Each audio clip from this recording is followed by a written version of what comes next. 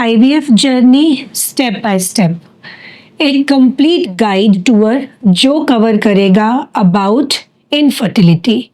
Hi, I am Dr. Madhu Juneja from Mom Story by Sayadri Hospitals, working in Pune as a gynecologist and an IVF specialist. We have decided to take a series to make this infertility chapter simplified, and let us take our first chapter of this comprehensive talk as first consultation and the counseling with the doctor. So, at your first visit, when you are planning a fertility or a baby conception, and it has been more than an year that you are not able to have a baby, you meet your gynecologist. Couples को इकट्ठे अपने gynaec को मिलना चाहिए। Partners का एक साथ doctor के पास आना बहुत ही ज़्यादा अनिवार्य है ताकि हम इस फर्टिलिटी के प्राइमरी चैप्टर को अच्छे से रीड कर सकें। As you come down, the doctor will take a detail history of yours.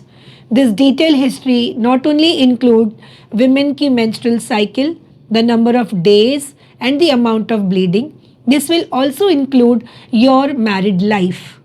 काफ़ी बार कुछ 3 चीज़ें मैं पेशेंट्स को बोलती हूँ बहुत इंपॉर्टेंट हैं जब हम आपकी हिस्ट्री पेपर पर लिखते हैं. 1, आपकी मैरिड लाइफ, 2, आपकी एज, और 3, आप कब से बेबी प्लानिंग के बारे में सोच रहे थे. Has this been more than 6 months and you're not able to attain when your age is more? I think that's enough a good time.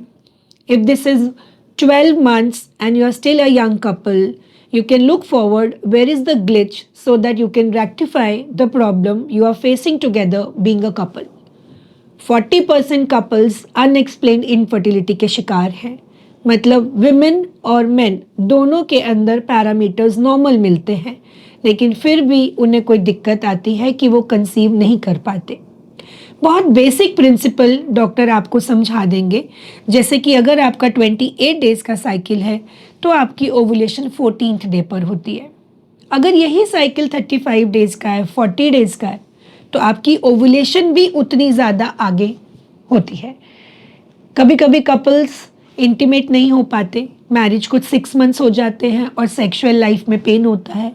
कभी कभी कपल्स गलत ओवुलेशन मॉनिटरिंग करते हुए फर्टिलिटी ट्राई कर रहे होते हैं.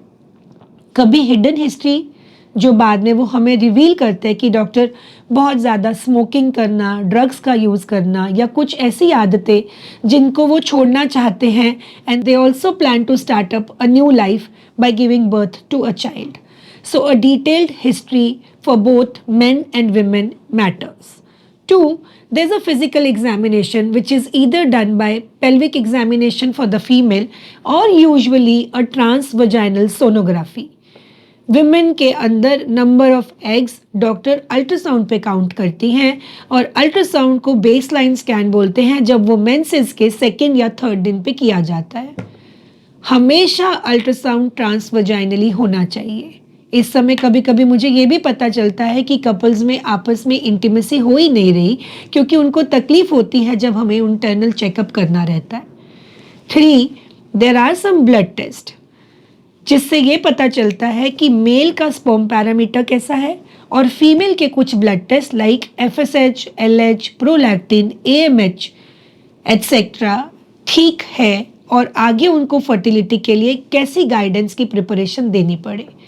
विमेन की इतनी हार्मोनल हिस्ट्री के साथ साथ विमेन का कुछ इन्फेक्शंस का, ओल्ड इन्फेक्शंस का बॉडी में होना या कुछ एंटीबायोटिक्स, एंटीबॉडीज़ होना जिसके वजह से कभी कभी हमें कोई वैक्सीनेशन वगैरह भी उनको गाइड करना पड़ सकता है कि आप बेबी प्लानिंग के पहले ये वैक्सीन लगा के कुछ महीने का गैप दे के फिर बेबी प्लानिंग स्टार्ट कीजिए.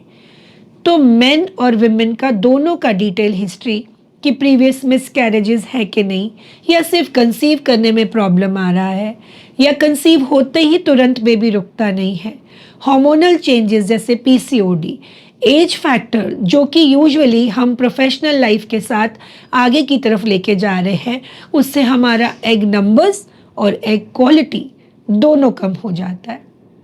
मेन भी काफ़ी ओपन अप हो चुके हैं. When men come for semen analysis they do find कि sperm quality impacted है.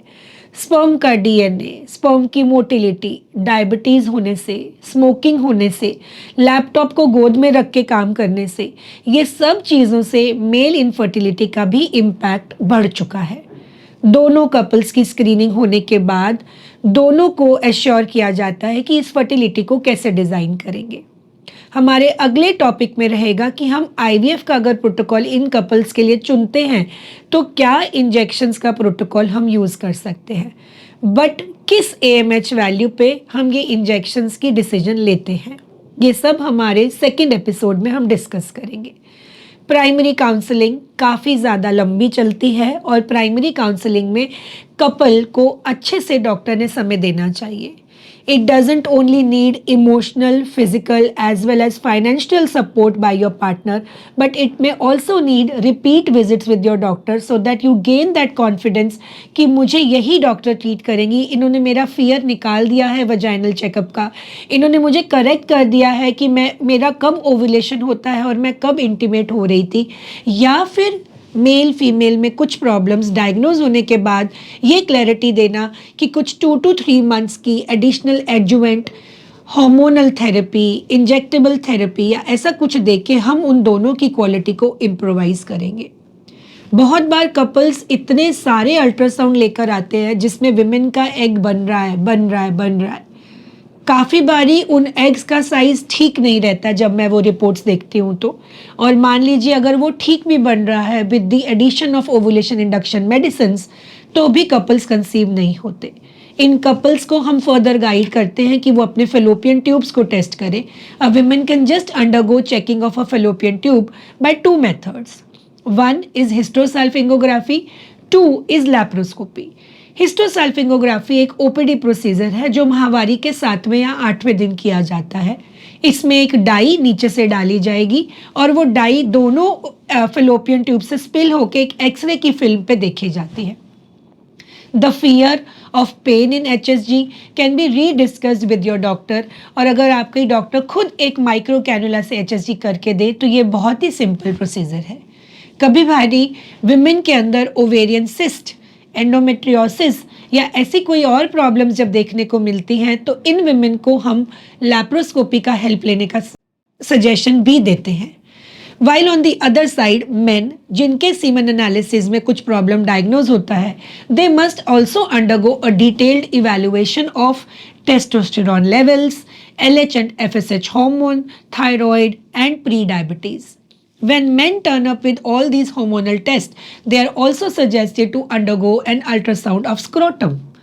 तो टेस्टिस के आसपास कुछ हाइड्रोसील है, वेरिकोसील है, उसका कौन सा ग्रेड है, क्या उसको सर्जरी करने की ज़रूरत है या डॉक्टर कुछ एंटीऑक्सीडेंट के सप्लीमेंट्स देकर हमें ट्रीट करेंगी, ये सब डिस्कशन ओपनली फर्स्ट विजिट पे डॉक्टर के साथ प्राइमा फेसी बात करना बहुत ज़्यादा ज़रूरी है।